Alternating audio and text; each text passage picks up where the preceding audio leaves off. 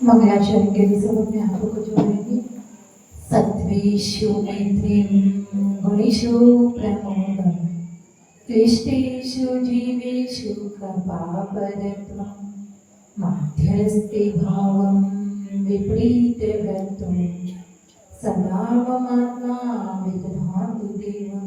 जय भगवान अनंत सिद्ध परमेश्वरी भगवान की, मूल नायक देवादिदेश कुंतुनाथ भगवान की, परम पूज्याचार्य विद्गति गुरुदेव की, परम पूज्य देवतपस्याचार्य सुंदर सागर जी गुरुदेव की, परम पूज्य हरिका श्रीमती माता जी की, हरिका संघ की, जिनवाणी माता की, श्रीमद जैन धर्म की, माता जी के चरणों में वंदना करते हुए, तीनों साधुओं के चरणों में इच्छा करते हुए आगम के शब्दों को आपके समक्ष रखती हूँ। क्या पढ़ रहे हैं, कहाँ तक पढ़ा, कुछ याद? बहुत लंबा गया पाठ है ना। तो सामायिक पाठ पढ़ रहे हैं और सामायिक पाठ को लिखा है, संस्कृत वाला किसने लिखा है? आचार्य अमित गति गुरुदेव ने। और हिंदी वाला किसने लिखा है?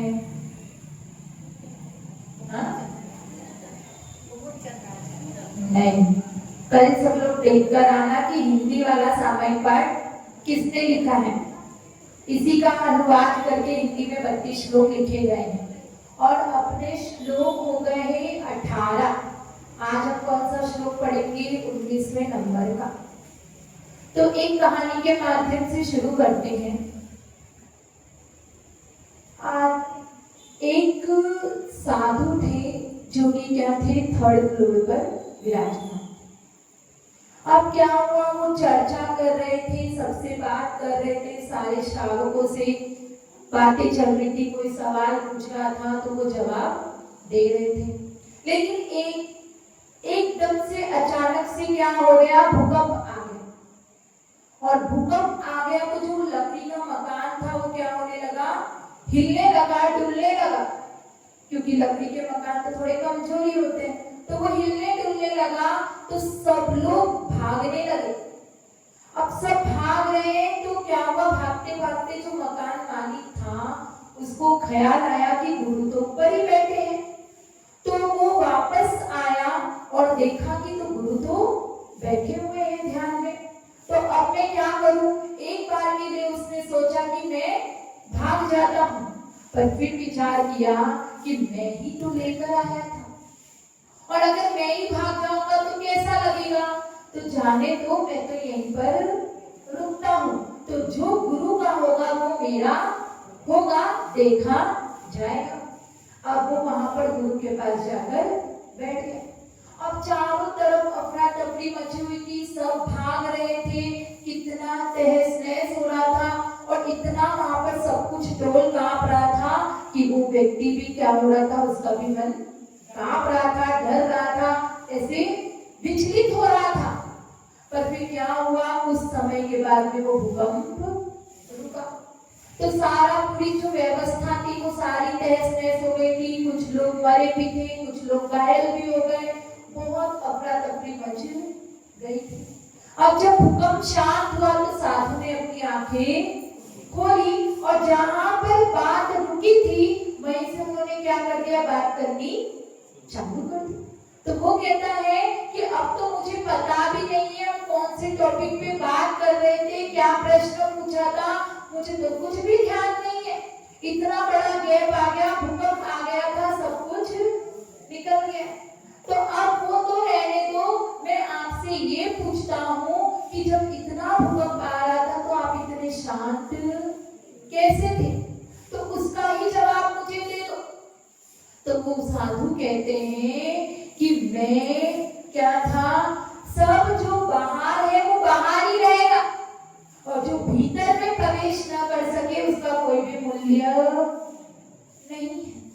वो सब बाहर कर रहा था, मैं तो वहां पर सरक गया जहां कुछ भी कंपता नहीं है, जहां पर कोई भी कंपन नहीं होती है। मैं तो अपनी आत्मा की शरण में चला गया जहां कुछ भी आत्मा को कोई भी पदार्थ क्या होते स्पर्श भी नहीं कर पाते हैं। तो उस परमात्मा की, उस आत्मा की शरण में मैं गया। तो क्या क्या समझ आया कि बताओ क्या बाहर जो सब लोग भागे थे फर्स्ट फ्लोर पे, सेकेंड फ्लोर पे, जो धरती पे कैसे भूकंप थर्ड फ्लोर पे आया था क्या? सब जगह आया था कि नहीं आया? सब जगह भूकंप आया था। तो जो बचाव के लिए भाग रहे थे तो क्या वो सच में उनका बचाव हो रहा था? वो सिर्फ उनके मन का भ्रम था, उनके मन के संतोष के लिए कि हम वहां भागेंगे तो हमारा शांत हो जाएगा, हमें शरण मिल जाएगी, हम बच जाएंगे। लेकिन वास्तव में तो देखो तो भूकंप हर जगह था, सिर्फ वो एक भूकंप से दूसरे भूकंप में स्थानांतरण कर रहे थे, अपना स्थान बदल रहे थे। इसीलिए आचार्य अमित गुरुदेव हमें काव्यों के माध्यम से समझा रहे हैं कि तुम किसके पास जाके शरण मांग रहे हो। जहां तुम शरण मांग रहे हो वहीं पे तुम्हारी असुरक्षा हो रही है, वहीं पे तुम्हारा मरण होगा। इसलिए उनकी शरण में जाओ जो तुम्हें इस जन्म मरण के चक्कर से, इस संसार से तुम्हारी जो रक्षा करेंगे, उनकी शरण को तुम प्राप्त हो। तो हमें शरण किसकी लेनी है, उसी को 19 नंबर के श्लोक के माध्यम से बता रहे हैं। विभासते यत्र मरीचिमानि न विद्यमाने भुवनावभासि स्वात्मस्थितं बोधमयं प्रकाशं तम देवमाप्तं शरणं प्रपद्ये। हिंदी वाला पढ़ते हैं। जिसकी दिव्य ज्योति के आगे फीका पड़ता सूर्य प्रकाश, स्वयं ज्ञानमय सब प्रकाश, परम शरण मुझको बहा। क्या बोल रहे हैं? विभासते यत्र मरीचिमाली न विद्यमाने भुवनावभासि। भुवनावभासि का मतलब क्या है?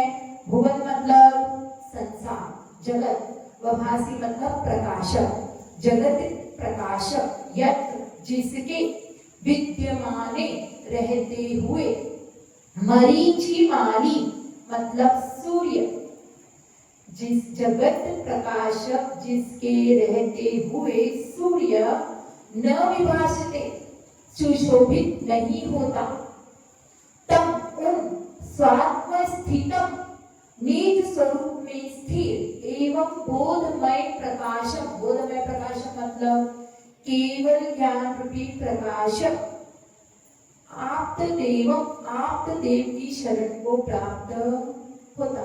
क्या बताया?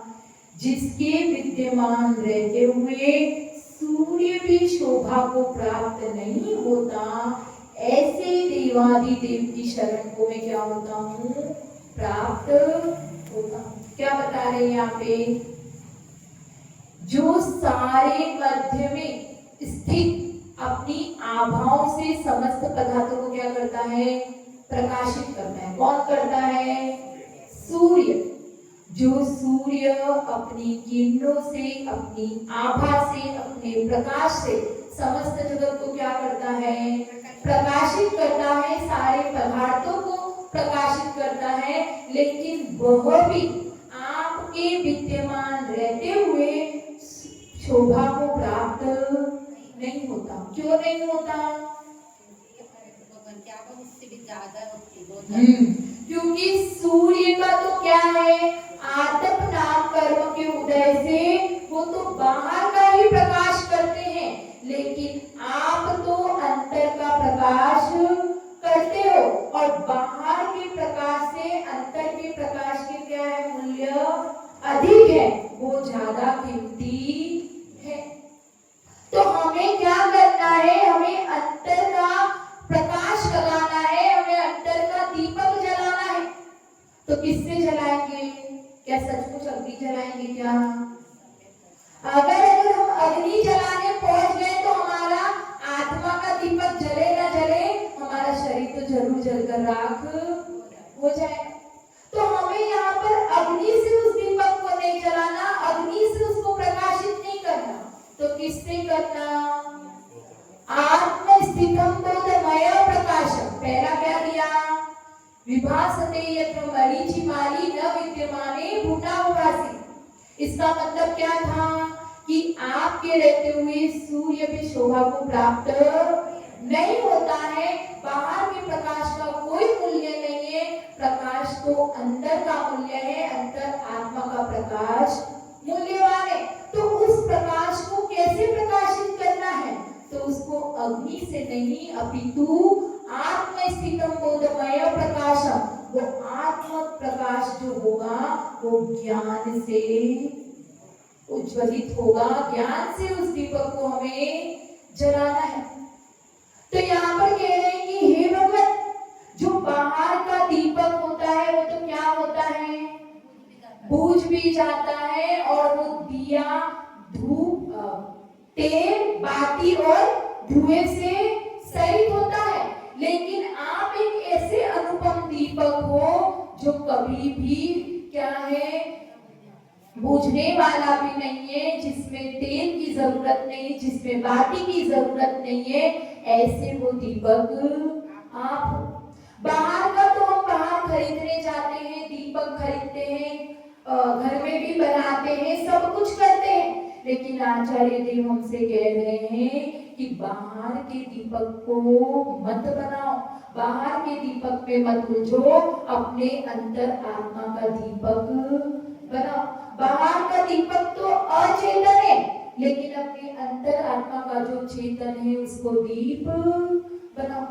अपने आचार्य मानतुल स्वामी ने 16वें नंबर के काव्य में क्या बताया भक्तामा स्तोत्र में, निर्धूमवर्तिरपवर्जित तेलपूर कृष्णं जगत्रमिदं प्रकटीकरोषि गम्योन जातुमरुतां चलिताचलानां दीपो परस्रमसिनाथ जगत प्रकाश। क्या बता रहे हैं, हे भगवान, आप तो जो संसार का दीपक है उसमें तेल की बाती की जरूरत पड़ती है, लेकिन आप एक ऐसे अनुपम दीपक हो जिसमें ना तेल की जरूरत है ना बाती की जरूरत है, लेकिन फिर भी तीनों लोगों को स्पष्ट दिखते हो और देखते हो। तो ऐसे आप वो दीपक हो, और आपका जो दीपक है वो धुएं से रहित है, लेकिन जो संसार का दीपक है वो धुएं से। जब अपन पुराने मंदिरों में देखते हैं जहाँ दीपक कंटिन्यूसली चलता रहता है, तो वहां पे क्या होता है, वो कर्म कालिमा ऐसी स्ट्रॉन्ग बन जाती है। तो उस दीपक से तो क्या होता है, वो कर्म कालिमा बन जाती है, लेकिन आपके दीपक में किसी भी प्रकार की किसी भी अग्नि से धुआं उपजता नहीं। जब माता 16 स्वप्न देखती है तो उसमें से एक सपना कौन सा है, निर्धूम अग्नि। तो जब वो माता ये स्वप्न देखती है तो नाभिराय महाराज से पूछती है कि हे स्वामी, मैंने आज तक जितनी भी अग्नियां संसार में देखी वो क्या है, धुएं से सहित होती है, लेकिन मैंने स्वप्न में ऐसी अग्नि देखी जिसका धुआं नहीं हो रहा, तो इसका क्या कारण है? तो नाभिराय महाराज कहते हैं कि तुमने बहुत अच्छा स्वप्न देखा है, तुम्हारी कुक्षी से वो पुत्र उत्पन्न होगा जो केवल ज्ञान को प्राप्त करेगा, जो कर्म कालिमा को नष्ट कर देगा और कर्म रूपी धुएं से रहित होगा। ऐसे तीनों लोगों के जो राजाधिराज देवाधिदेव है उनको तुम जन्म देने वाले। फिर आगे इसी को आचार्य वेंकटी महाराज जी ने तो क्या किया है, इतना सा बताया कि आपके सामने सूर्य भी फीका है, लेकिन यही मानतुल स्वामी ने 17वें नंबर के काव्य में क्या बताया है, उसको पहले पढ़ते, क्या पढ़ो, नाशम कदाचिदुपयासि नराहु गम्या स्पर्शी करोषि सहसायव प्रजगन्ति नाभो करोधर निरुद्ध महाप्रभाव सूर्यातिशायी महिमासि मुनित्रलोके। क्या बताया इसमें कि हे भगवान, जो ये सूर्य है वो तो क्या होता है, प्रातः काल को उदित होता है और संध्या काल को अस्त हो जाता है, और इसको क्या करते हैं, राहु भी ग्रस लेता है और इस पे भी समय समय पर क्या लगता है, ग्रहण लगता है। लेकिन अपने शास्त्रों में क्या, ये लौकिकता में कहा जाता है, क्या कहा जाता है कि राहु ने सूर्य को खा लिया, ग्रास बना लिया। लेकिन वास्तविकता में क्या है कि जब क्या होते हैं, ये जो सारे ग्रह होते हैं वे अपनी अपनी गलियों में घूमते हैं, और जब ये गलियों में घूमते हैं तो जब सूर्य के आगे नीचे कौन आ जाता है, राहु का विमान आ जाता है। और राहु के विमान की एक खासियत है कि जो सूर्य की किरणें हैं उसमें से पार नहीं हो पाती है, वो राहु का विमान उसे रोक देता है, इसीलिए वो अपन को दिखाई नहीं देता। तो वो वास्तव में उसे खाता नहीं है, उसके आगे आ जाता है तो उसकी किरणें रुक जाती हैं। तो इस तरीके से क्या होता है, सूर्य पर ग्रहण लगता है। तो लेकिन आप एक ऐसे सूर्य है जो कभी भी अस्त नहीं होते, और किसी भी इस तीनों लोगों में कोई भी ऐसा व्यक्ति नहीं है जो आपको ग्रसित कर दे। फिर अगला विशेषण दे रहे, क्या दे रहे हैं कि सूर्य का प्रकाश तो सिर्फ क्या रहता है, दिन में रहता है और रात को चला जाता है। और जब ठंडी का टाइम होता है तब क्या होता है, उसको बादल आकर चारों तरफ से घेर लेते हैं, तो उसका प्रकाश अवरुद्ध हो जाता है। लेकिन आप ऐसे सूर्य हो, उनका प्रकाश क्या रहता है, बना ही रहता है, कोई भी उसको रोक नहीं सकता, कोई भी उसको अवरुद्ध नहीं कर सकता।